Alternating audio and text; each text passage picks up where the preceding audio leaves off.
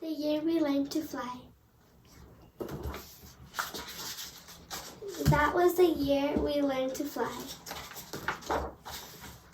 That was the spring when the rain seemed like it would never stop and the thunder boomed so hard we weren't allowed to go outside. Useless, beautiful, and brilliant minds of yours, my grandmother said, lift your arms, close your eyes, take a deep breath, and believe in a thing. Somebody somewhere at some point was just as bored as you are right now.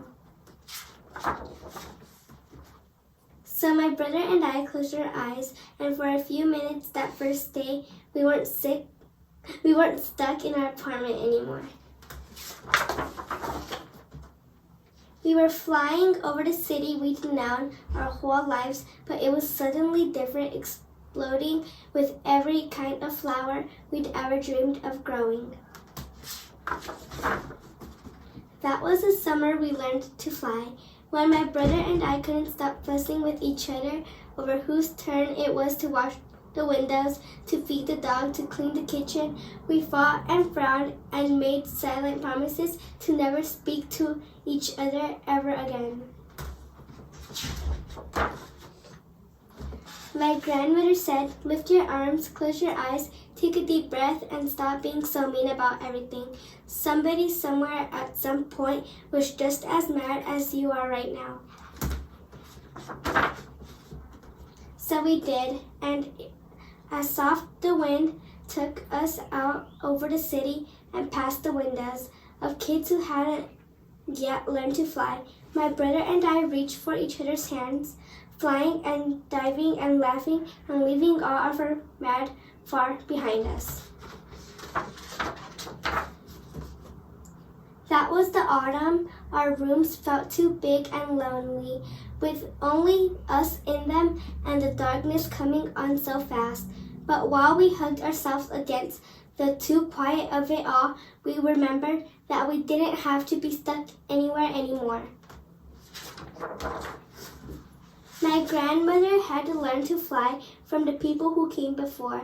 They were aunts and uncles and cousins who were brought here on huge ships, their wrists and ankles cuffed in iron. But my grandmother said, nobody can ever cuff your beautiful and brilliant mind. So our people learned to fly, she said.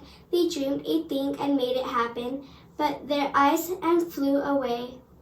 Lift your arms, my grandmother said. Close your eyes and remember somebody somewhere at some point had to figure out they could fly.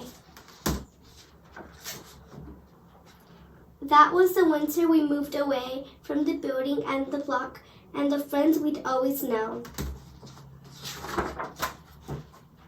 to the street where the kids looked as funny and didn't even answer when we asked them if they wanted to play.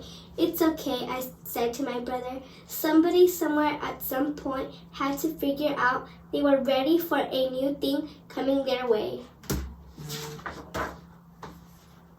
So like people who came before us, we lifted our arms even higher, closed our eyes even tighter, breathed in even deeper, and flew the way we'd always known how to. Free as the aunties and uncles and cousins who'd come before us. Free as our own beautiful and brilliant minds. For a long time, the kids on our ground watched us. Then one by one, they lifted their arms. One by one, they too learned to fly. The end.